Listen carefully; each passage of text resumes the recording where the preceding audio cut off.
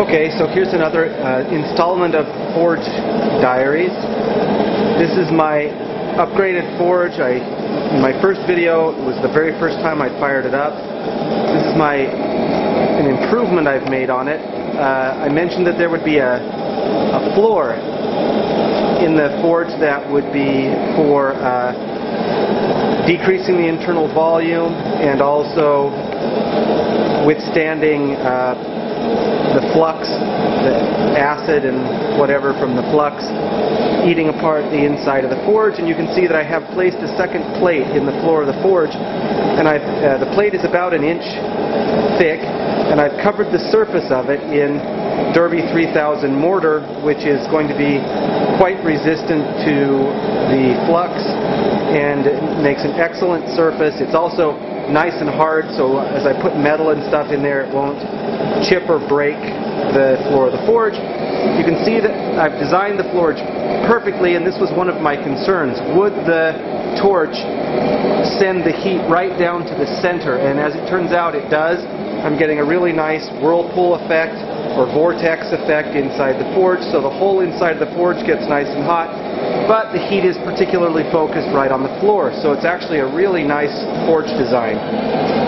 Really quickly, just a couple more things.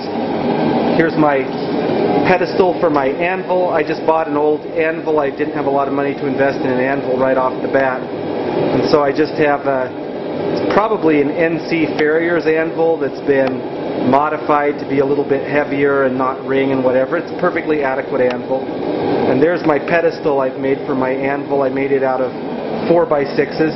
Absolutely as solid as a rock. Does not move or vibrate or not the least bit mobile. The whole thing together probably weighs about 225 pounds maybe. And that thing that you see in the forge there, that's my first sunobe for my first Japanese blade. So I'll show a little bit about what that looks like later. Alright, so here is the sunobe or preform for my first blade. This is my first forging project ever.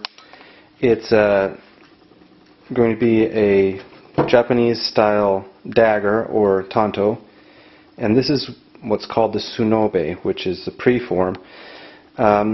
This is just the general idea. This is just the general outline or basic shape. It's supposed to taper gradually. It's supposed to taper gradually from here to here. From the handle area to the point is supposed to taper gradually. It's also supposed to taper gradually in thickness, which it does.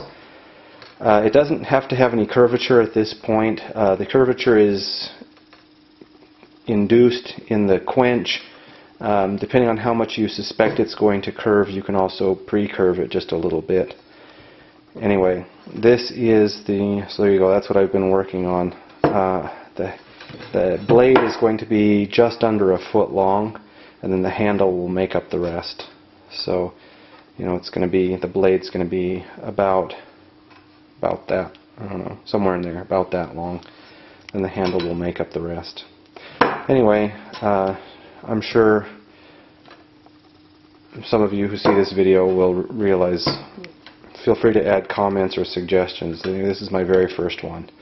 Anyway, that's what I've been working on today. That's the preform or sunobe for my first blade. Alright, there you go.